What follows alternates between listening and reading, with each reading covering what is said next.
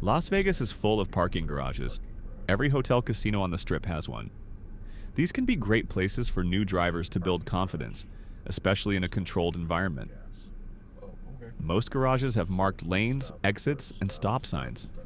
For example, South Point features a four-way stop at the entrance and pedestrian crosswalks at each sign. When going uphill, keep your foot on the accelerator. Depending on the incline, rolling backwards is a real risk, especially for manual transmission learners. Watch for surprises. Always be ready to brake.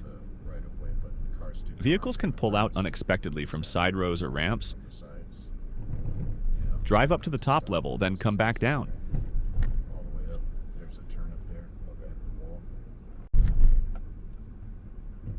This gives good practice with both climbing and descending. Use cover braking as you descend, staying alert and controlled. Don't tailgate another vehicle. Though some drivers treat the downhill ramps like a thrill ride, it's a dangerous practice.